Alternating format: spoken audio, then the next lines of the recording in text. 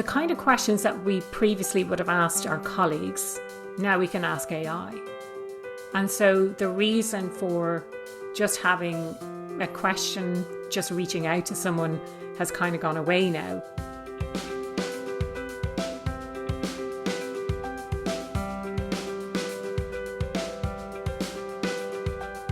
Hello, I'm Shirley Kavanagh, and you're welcome to the Leadership Discoveries podcast, where leaders and experts from across sectors share insights, turning points, and hard-won wisdom that drive real leadership impact. And today, I'm delighted to be joined by Aoife O'Brien, workplace culture strategist, podcast host, and founder of the award-winning podcast Happier at Work. And in her consulting practice, she works with clients, empowering global leaders to build cultures where people thrive and performance follows.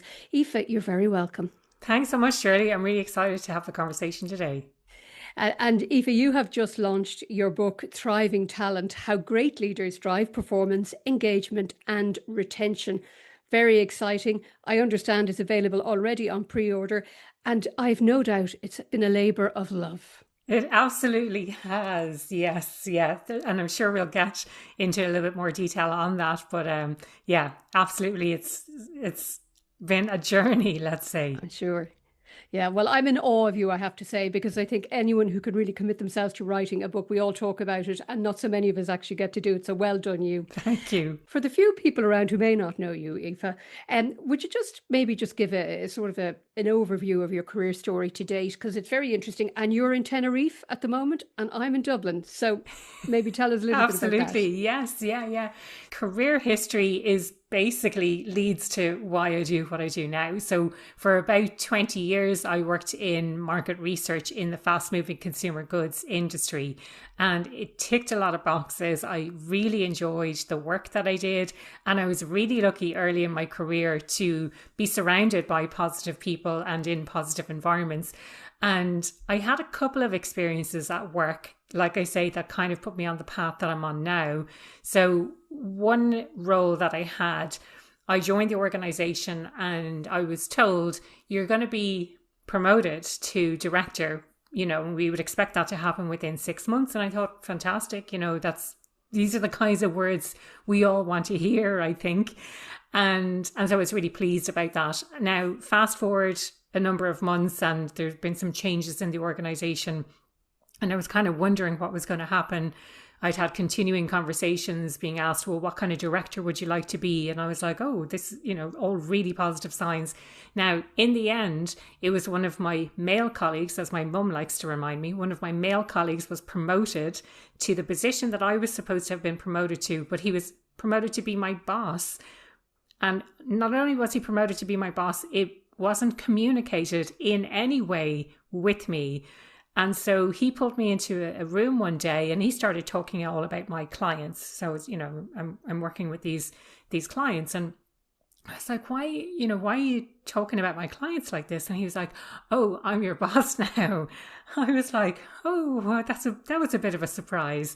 So that was kind of, let's say, issue number one. I didn't stay in that organization too much longer, and they may have thought, because I had to have a visa to work in that country, they may have thought, well, we've sponsored her visa, so she's not going to leave. I left because I thought, I'm not having this. I ended up traveling for a year, which was really great. And then I landed in another role and I stayed in that organization for about 4.5 years. And when I first started, I loved it. But over time, it became more like a roller coaster. I was promoted a couple of times, really great signal. But, it was kind of like, loved it, hated it, loved it, hated it. And in the end, I was doing something that was really draining me. And I decided to leave with absolutely nothing to go to. No excuses, no travel, nothing.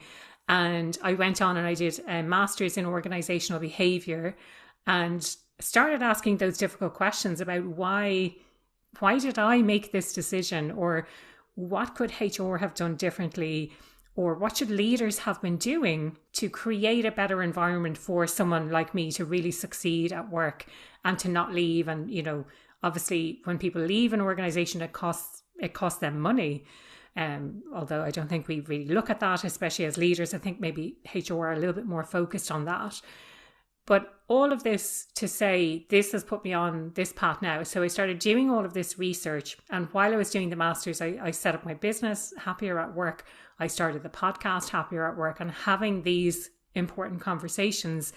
And having had those conversations, having worked with organizations in this area, and having done the research as part of my master's, all of that has culminated now in this book, Thriving Talent. So it's kind of everything I've done to this point, I feel, has brought me to where I am today. Going back in early career, very kind of analytics driven, and the master's ticked a lot of boxes in relation to that as well, doing the analysis, making connections between things that maybe other people don't see. Very interesting, Aoife. And I suppose, like anything, there's always a bit of ourselves within the writing, isn't there? There's always a bit of ourselves in the book and the experience in the book. But I'm just wondering, in terms of, in your book, it's around building performance, not just in self, obviously, but in others as well. And you talk a lot about engagement. And I know it's a constant theme for you. But, as a result of let's say the reflection, the research you've done in the book, what conclusions have you drawn in terms of what leaders really need to do to lift and sustain engagement levels? Like, are there any tips there you'd have for people? So for me, I think we focus a lot on the metrics, and we focus a lot on what the engagement scores are. And we try and move that number without thinking about, well, what are the drivers behind that? What's really going on? And so for me, and it's the entire crux of the book, is how do we push the numbers on this? And so for me, it becomes about creating the conditions where people can really thrive and do their best work. And so, to give an overview of the Thriving Talent Framework, which stems originally from my research, it's evolved over time through my work and through my conversations, but making sure that we first of all have psychological safety at work. We talk an awful lot about it. I don't think we understand fully what that is. I spoke with Amy Edmondson on my podcast not too long ago, and I think there's a lot of confusion that psychological safety means we feel really comfortable and we've created a really nice environment. Actually, psychological safety, you can still feel really massively uncomfortable. It just means it's safe to share what's going on, to push back, to challenge the status quo, to share ideas. So first of all, having that, and the default tends to be that we don't have psychological safety, that we haven't created it in our teams. And so that would be the very first place to start. And then the rest of the model, so that would be the foundation. And imagine it like a temple, because I know people are listening today. So imagine it like a temple, and we have psychological safety as a foundation.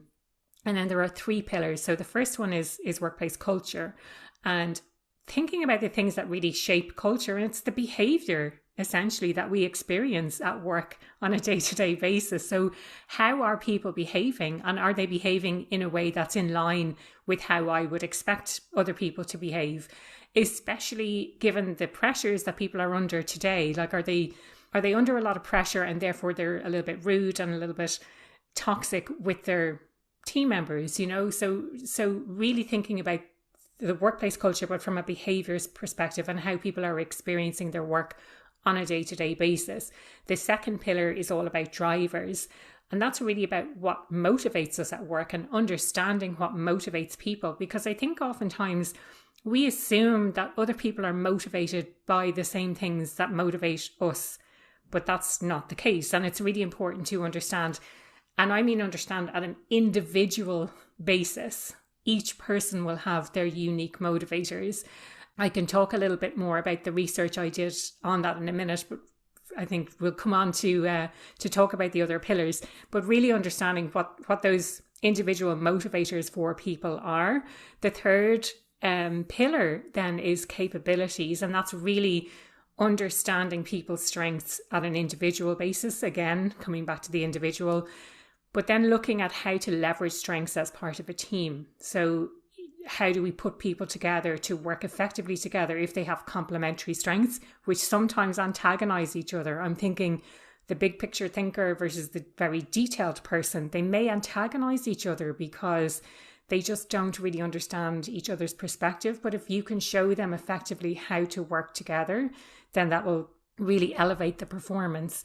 And then thinking about that at a wider picture, thinking about the organization as a whole. How do we remove some of those blockers that get in the way of people being able to do their best work, whether it's busy work, whether it's too many meetings or meetings that should have been an email, having too many emails, people are not really collaborating with each other. There's all of these things that get in the way. How do we remove those as leaders?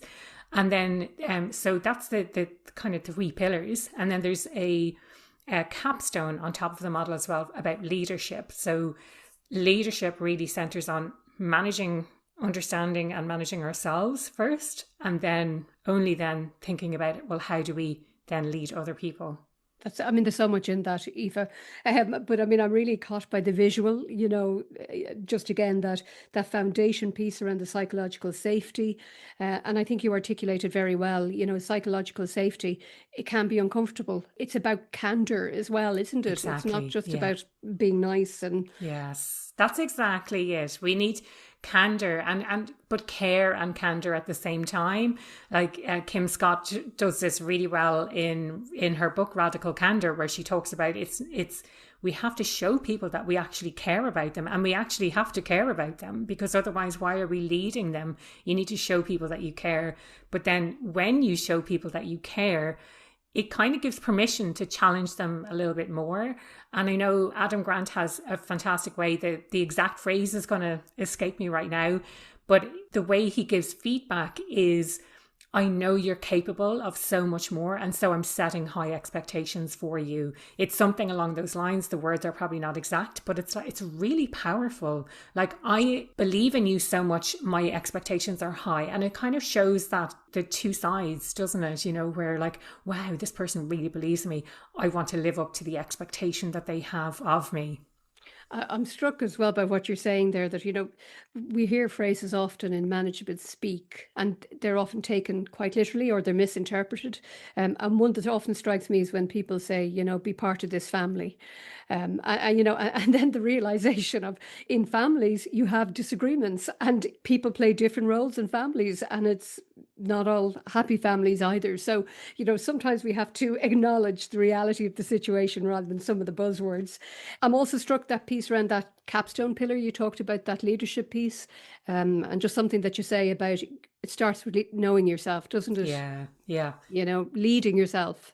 Yeah, but like for me, it's self-awareness. And again, another book I read recently that I would highly recommend was Insight by Dr. Tasha Eurich. And she talks about how most people think they're self-aware, but they're not. We all want to think that we are more self-aware than we actually are. And she talks about the different types of awareness. So we can be internally aware, like aware of what's going on internally for us. And then we can be aware of how we impact on other people. What is the impact that we have? So it's not about one or the other. It's about having both at the same time. But when we understand ourselves more and the kinds of things that trigger us, the kinds of impact we have on others, or the things that make us react, or kind of tap into our emotions in a little bit more. Once we are aware of those, I think it becomes much easier to manage them, to get under the hood a little bit and understand, why am I behaving in the way that I'm behaving? I want to be a more effective leader. So how do I understand myself a little bit more to show up as the leader that I want to be more of? Mm-hmm. And just a little bit earlier, I'd be interested just in exploring this a little bit, when you talk about the research you did in your book, and particularly around motivations, and you make a very valid point. Individual, it's about the individual. We can't look at collective motivation because we're all individuals. But anything surprising that you found when you were doing the research as you didn't expect? Yeah. So one of the big things for me, I think, with that, if you think about, let's take autonomy as an example. So we all have universal needs. We have universal needs for autonomy, which is a sense of choice and control over what we do and how we do it. Relatedness, which is a sense of belonging and the fact that you get along with other people. And competence, so feeling capable of doing your role. The thing I think that surprised me most was, we talk an awful lot about autonomy and say, well, we just need to give people more autonomy. And I think as leaders, we're so afraid of being a micromanager or being labeled a micromanager by other people that we sometimes give people too much autonomy. And so when it comes to our needs, it's not just about satisfying the needs, it's about finding that balance between, and again, autonomy as the example, between having too much autonomy where you feel a little bit, I'm floundering here because I'm not really sure what to do, and having too little autonomy, which is when you're being micromanaged. So it's about finding that balance. So giving people enough direction and guidance so that they know what is expected of them. And again, I talk about expectations, the expectations we have of others, the expectations we have of ourselves, but being really clear about the expectations that you have, setting those really clear expectations, and then letting people do the work in the way that they work best. If they need support, you let them know that I'm here to support you, but you let them get on and do the work. This is something that's quite hard for me if I think I know the best way to do this. So let me show you, or let me tell you the mistakes. And I think sometimes it's better to let other people make their own mistakes and let them figure things out for themselves, because then it will help them to learn a little bit more quickly. But that idea of not just giving people autonomy, and it's across all of our different needs and drivers. So it's not just about giving people autonomy, it's about finding that sense of balance. And something you said there, Aoife, there's something about just getting out of people's way, isn't it? You just get out of the way, and also that sense of empowering people but enabling them at the same time. Yes, so I think your point is really made. You don't want people to flounder unnecessarily. Exactly. But you want to give them the confidence, I suppose, to believe they can do it as well. Really interesting. But also the confidence, I think, to speak up and to say if things are not clear for them, because a lot of people are so worried about being a micromanager. Maybe they haven't shared to the degree, because coming back to the individual, each individual is going to have a different need for that sense of clarity.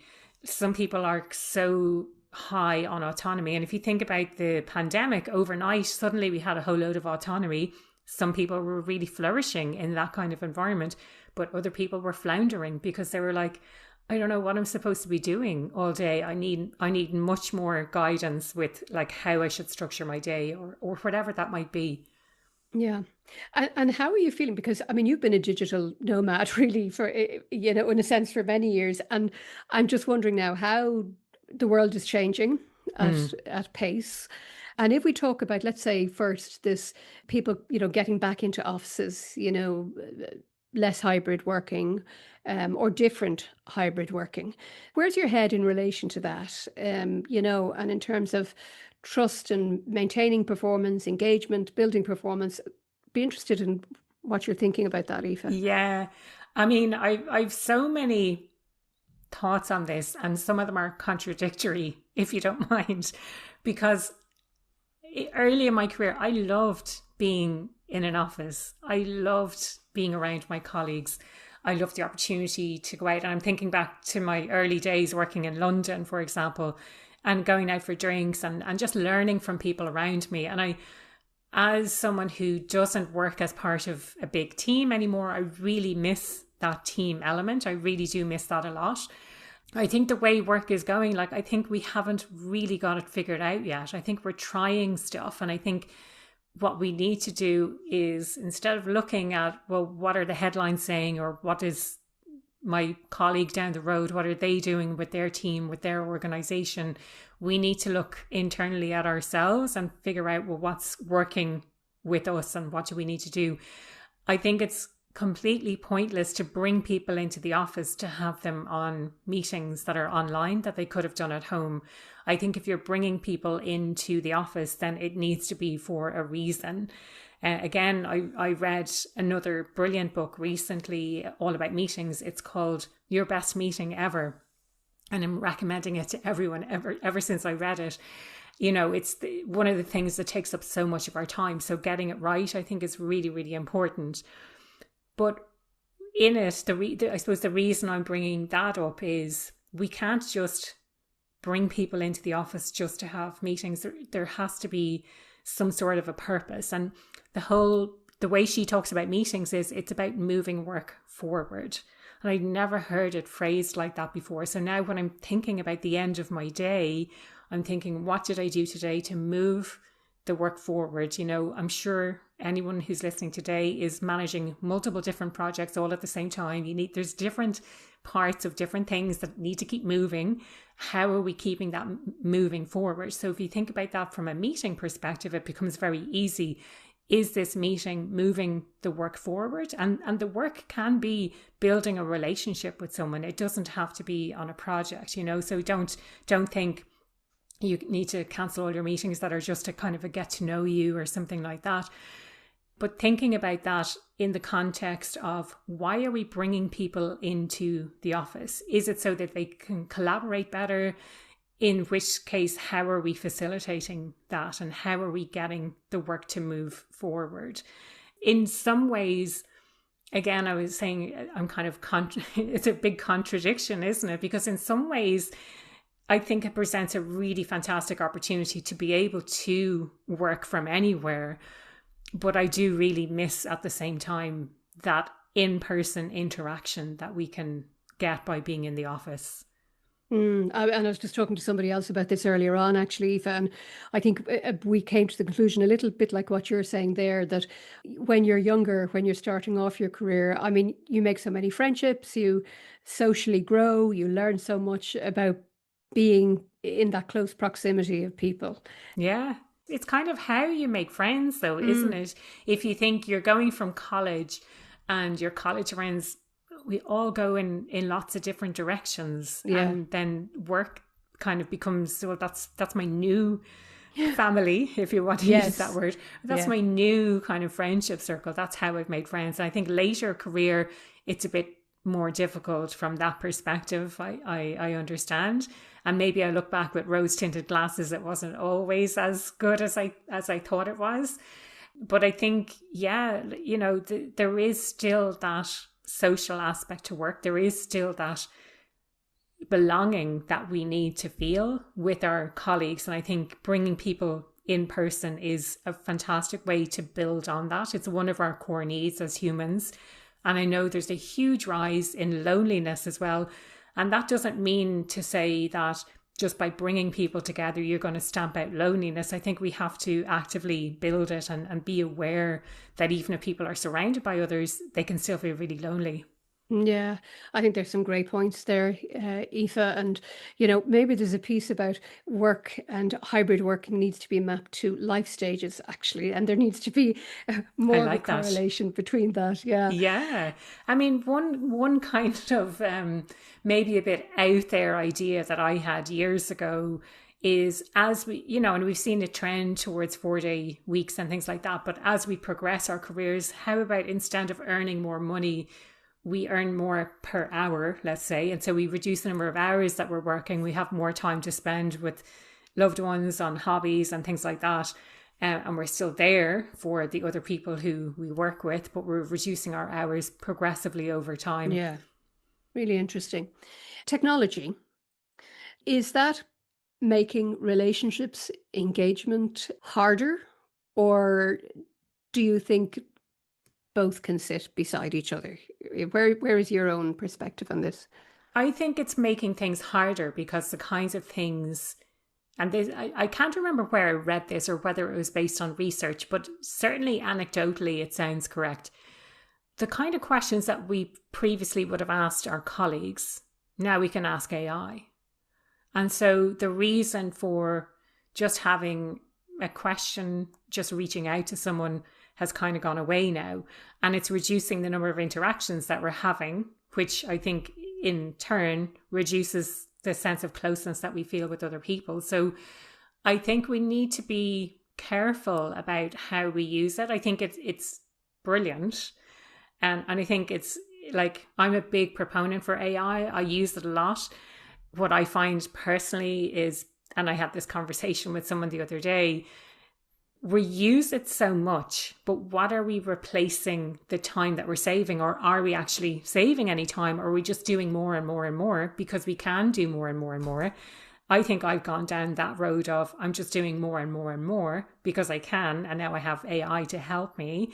And so I think we need to be careful as we get into that busy for busyness sake, rather than thinking about what's the impact that we're trying to have here as me as an individual in my career. Like, is this helping me move my career forward? Is this helping my team with their objectives? Is it helping the department, the organization? How does this link back to, and one of the words we use, is this moving the dial? Is this moving the dial on what it is that we're trying to do? And if it's not, then it's just creating busy work and it's getting in the way. In relation to connection, I think, and again, I've had this conversation on the podcast, and it's kind of scary because we're sitting behind these screens all the time. I think we've lost the art of connection with people one-on-one. It's not a case of just taking the screens away, which is, I think, the temptation and the easy thing to do. It's building up that muscle of how do we actually connect with people when we don't have our phones to rely on, or when we're not behind our screens anymore. So it really is coming back to that, back to understanding how do we connect with people, yes, and how can we have the phones. I mean, I'm as guilty of this as the next person. I have the phone beside me. I'm trying to watch TV, trying to have a conversation at the same time. It's so much easier to text people than to call people. I need to get in the habit of calling people instead of texting all the time. So there's all of these things that technology has enabled us to do brilliantly, but it's getting in the way of us being able to properly connect with people and feel that sense of connection. There's a great line that you said at the beginning there, about that piece that's missing, where people would just turn to somebody and say, how do I do this? Or what do you think of that? Yeah, they're really micro moments almost that are very, very impactful for people. Yeah. I was listening to there was a psychologist speaking on the radio recently, and they were talking about all of this, and he was suggesting to get into the habit of connecting with people again, that you should make an effort every day to just talk to one stranger, just to say something to a stranger, just to kind of, to your point about the muscle, that you're getting your muscle working around connections. I love that idea. I thought it was great, actually. I've started doing that myself now, so I'm pestering everybody. I'm sure I do it sometimes, but the idea of having a challenge to do it every single day, I think is really nice. Yeah. And it's a nice social activity and experiment as well, I think. Aoife, I want to ask you a question about something, because I've seen your LinkedIn posts, and I know you have a bee in your bonnet about International Women's Day and the positioning of International Women's Day. I said to myself, I really want to ask Aoife about this, because I'm very, very interested in what you're talking about. And I think, somebody talked about pinkwashing and all sorts of things beforehand. So I think you're a little bit on that continuum, I think. So tell us a little bit about that. I post about this every year. It annoys me because... So we confuse, for context, there's a website. I'm not going to call out the entire website because I don't want people going looking it up, but it's a .com website that is, or let's say pretends to be, an official International Women's Day website. They sell a lot of merch there. They make up a theme every year, and they make it really easy for organizations to use banners, to have branding, to come up with a theme and some hand gestures and all of this kind of stuff. But they've got nothing to do with International Women's Day. So International Women's Day is originally a UN thing. And the UN comes up with a theme every year as well. But that theme is completely overlooked by people because the company that owns the .com website is a marketing agency. And so, as you can imagine, they're brilliant at marketing. They bring out their theme way in advance of the UN. People talk about it for months and months in advance. And I feel like the message is kind of lost about, well, what are we actually trying to do here? And where is this money that you're spending? Because I see pictures of people with cupcake toppers and banners and all sorts of stuff. Where is that money actually going? It's definitely not going into helping the cause of women. So I saw this year in particular with the unofficial theme being Give to Gain. First of all, I was like, what does that even mean? You want us as women to give more than what we're already giving? And, I saw two sides to that this year. Some people were like, I don't get it. I'm giving so much already. And other people were like, oh, what a lovely gesture. I'm giving all the time and I'm going to gain, or, something like that. But I think for me, it's just this marketing has taken over. And what differences have we actually seen in our day-to-day experiences, especially at work? Now, another really great example, and I haven't seen it in a few years. So it was on Twitter a few years ago. It was like a bot called like the gender pay gap bot or something like this. And every time there was a tweet from, I don't even know what they're called anymore since it's turned to X. I don't really use Twitter that much. And back then it was a tweet. And so if a company was posting saying, oh, happy International Women's Day, we're behind women, we love women, etc., the bot would automatically post a tweet below and say, the gender pay gap in this company is, and it would read it from the publicly available information. It'd be like, the gender pay gap in this organization is 17%. So it was basically calling out all of those companies that were saying, oh, we love women, we support women, with actual stats to say, okay, so you love women and support women, show me the money. Like, why does this gap actually exist? That's really, I mean, I was really interested to hear your perspective on this. And I absolutely agree with you on the give to gain piece. I mean, it's so obtuse. And, I do think, in fact, with many of these things, sometimes they've run their course, quite frankly. And you just need to start seeing activities embedded. So look, maybe for some people it works, which is great, but I think your perspective is really interesting on it and very valid. Why is it once a year? And I kind of got into this debate on LinkedIn as well. Like, why is it only once a year? Like, great that we have once a year to talk about and highlight these issues, but why aren't we talking about this every single day of the year? Because this is our experience as women every single day of the year. And I'd love to see somebody do some really good research around it in terms of every year track International Women's Day real impact every year and see how it's trending. I think it'd be really, really interesting to see that sort of sounds like a research. Challenge to me, being a total research nerd. So thank you for that, Shirley. Now, listen, I've thoroughly enjoyed this conversation. I'm sure we could talk for hours, but maybe let's close off back to your book again, because I mean, you have tons of energy. You've been fantastically successful with your podcast. You have a practice, I'm sure that's thriving as well. You write a book, bundles of energy. So I'm very, very envious of you. But when you look back over the year, the book and the writing of that, is there anything you've learned about yourself? Was it in any way a learning process for you, if you know what I mean? Yeah, no, definitely. Yeah. Like for me, I think the big thing is persistence. Just keep going. This is something that I have wanted to do. I've been talking about it for years. I've wanted to write a book in whatever format. At the time, I thought it was a novel, but ever since I was a girl, like ever since I was young, I wanted to write. And I didn't know that it was going to be a business book. As it turns out, it was a business book that I had that was waiting to come out. And I think it was just all of these ideas that I wanted to share with the world. I started writing in October 2024. So it took me, at least a year to get the words out. And for me, the writing wasn't the hard part. Before I wrote, I structured everything quite clearly, which made things easier.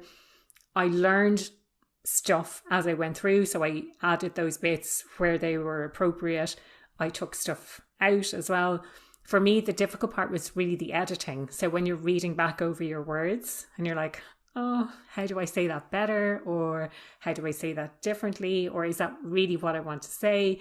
Or how can I find something that backs up this point that I want to make? But the writing process, I think what really worked for me at the start was just getting it done. I was part of a sprint and we were writing every day, and I got about 27,000 words written that way. And then I took a break at Christmas. Don't take a break from writing. That was my big lesson, because I just could not get back into it. It took me till about May or June to get back into the writing. And even then I wasn't doing it consistently. It was very sporadic. But that's that's not totally a bad thing. I think sometimes I work well in blocks of time rather than just doing like half an hour or an hour every day. I would much rather take a Saturday and be like, right, putting my head down. I think the other thing to bear in mind is you're not always going to feel motivated to do it. You're not always going to want to do it. So setting a small goal, like I'm just going to write for 5 minutes, or I'm just going to write 100 words, or I'm just going to read this thing and see if you get inspired. I think that's really important. Like you're not always going to feel like doing it. You just have to do it anyway. I'm sorry. And to go back to one of the phrases that you talked about earlier on, you've just got to move the work forward. Yeah. Aoife. Just need to move it forward. And Absolutely. that's kind of like, I'm right in the middle at the moment, Shirley, of the marketing, what I would consider like the marketing of the book, which is what feels like a gazillion different plates that I'm spinning all at the same time.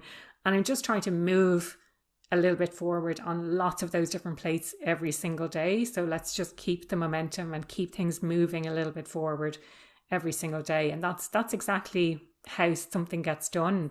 Not to be too cliche, but like, how do you eat an elephant? You eat it just a bite at a time. You just have to do a small bit, and it might feel like a mammoth task.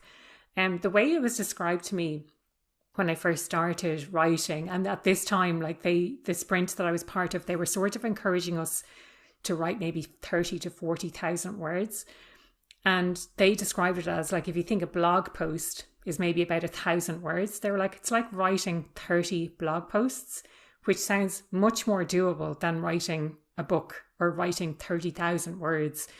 So thinking about it like that, it's writing 30 different blog posts on topics that are going to come together to kind of form a book. My biggest piece of advice would be to structure everything, to have a really clear structure before you even start writing. Like, you're not just going to start writing and then figure out where it's going to go. You can't do that with this kind of book. Maybe with fiction you can, but certainly with a business book, you can't just start writing and figure out as you go which direction it's going to take. Well, as I said, big congratulations on the book. I think it's fantastic. As I said, I'm really looking forward to reading it. That's Thriving Talent, How Great Leaders Drive Performance, Engagement and Retention. Aoife, it's been great talking to you. Thank you so much for joining me today on the Leadership Discoveries podcast. Thank you so much, Shirley. And for anyone who wants to check out the book, you can go to the website thrivingtalentbook.com. And for anyone who wants to connect on LinkedIn, feel free to reach out to me and just tell me how you found me. Absolutely. Aoife, thank you very much indeed. Thank you so much, Shirley. I hope you enjoyed today's conversation. And I know for me, every conversation leaves me with something new to think about. So that you don't miss any of the episodes, you can subscribe to the Leadership Discovery podcast, and do connect with me on LinkedIn or visit shirleykavanagh.com for more resources to help you reflect and support you in your leadership journey. Until next time.